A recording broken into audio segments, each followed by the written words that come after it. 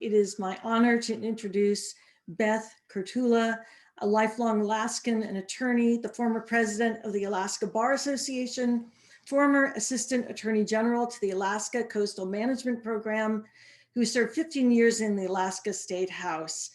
She's also the former director of the National Ocean Council at the Executive Office of the President in the Obama administration, and a family caregiver for 6 years. Thank you for being here, Beth. Let's see, start. Thanks so much. Can you see me? Yes, we can. Thank you. Okay, so it's hard to figure out how to put Alaskan ocean issues into 3 minutes, but I'm going to do my best. And I'm Beth Kerttula. I live in Juneau on Tlingit Ani, on Tlingit land. And if I could have ceded all my time to Jackie and Medea and Barrett, I would have done it, because I believe strongly that one of the best and greatest things that the Biden administration could do is on this first bullet.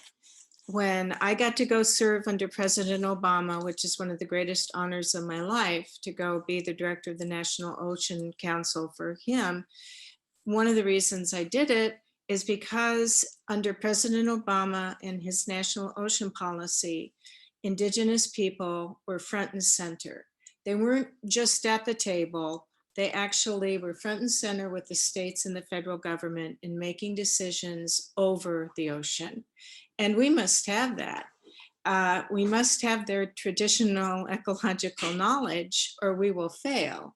They know, as Jackie said, 500 centuries more than we will in Alaska if we don't include them.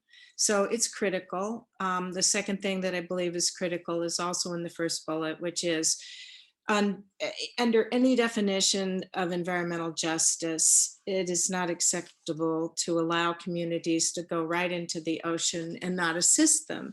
And because of the bureaucracy that's been stopping the aid, they have not yet all moved. And in 2009, the GAO, and I'm going to read this, the GAO had a report that said the villages of Kivalina, Nutak, Shaktuluk, and Shishmaref will likely need to move all at once and as soon as possible, since they continue to suffer flooding and erosion and will have limited emergency evacuation options. So in my opinion, you know, it's just wrong that so many years later, we're still in this mess and it shouldn't be happening. I'm going to hit the other bullets pretty fast. The Biden administration is stopping new oil and gas leasing. It's important onshore as well as offshore, but for offshore, it's critical.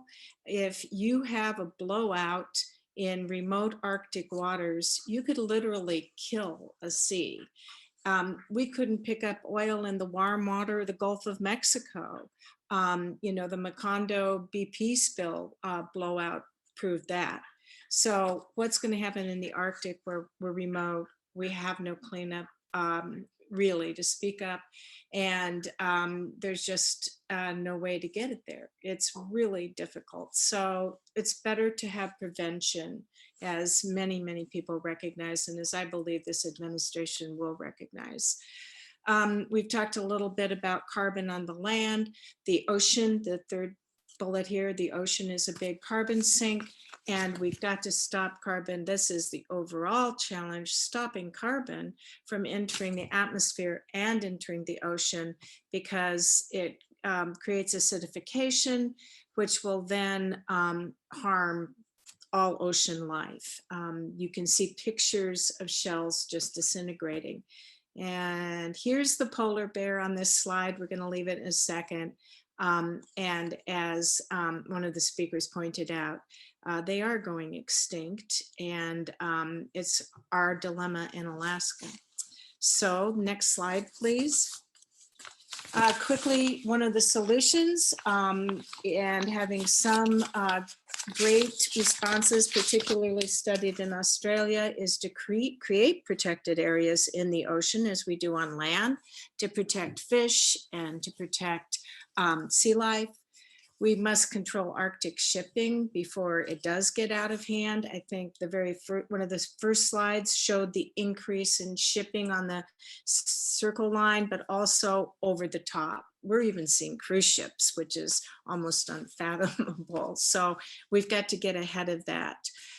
We need to fight illegal fishing, and we need to support sustainable fisheries. We need to end the practices that are damaging fisheries. Finally, a real strong plug for the Biden administration to carry forward on ocean governance. There was a strong beginning under President Obama. There was a new executive order under President Trump. Some of the pieces were actually still kept, but nevertheless, there's new legislation under the Defense Act that came back, is supporting new committees.